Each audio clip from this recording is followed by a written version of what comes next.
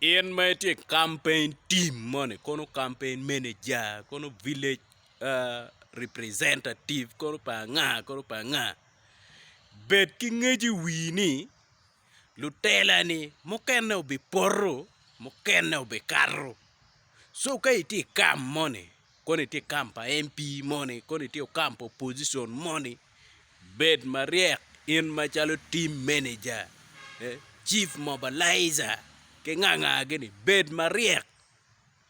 Don't forget ni Johnny, mukene carro kui, mukene porro.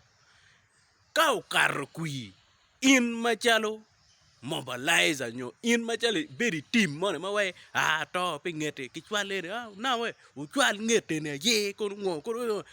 Now, ka ngete no ni carro, a dirty capable me konyo in, because ilobo ni in pevi ticho pingero money, minono, kado carro.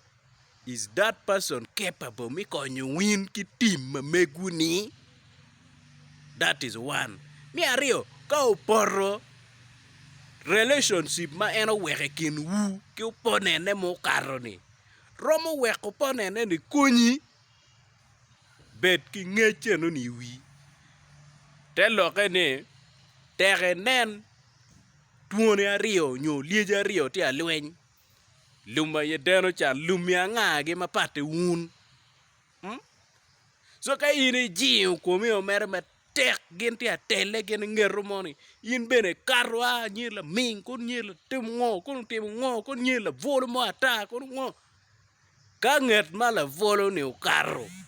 In machalo in ibi dong ni. Kekete kony mo mir public manomye in bene bediti ye. Kidong en nget mala volo ni mo karo ni. In ibi dong ni.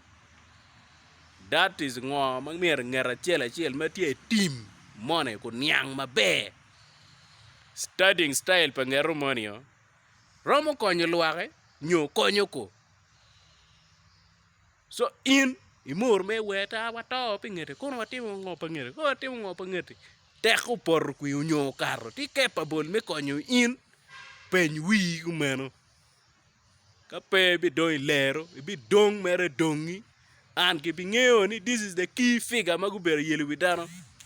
And yibu yo dong kwene chi ini bero ka tele ke la tela money at the end ka kuyu karni tap gen ke opponent ni gen chero bero ka chieli round table gitimo kija kono ngo ero ino idong dongi umera be focus bed ngat mariek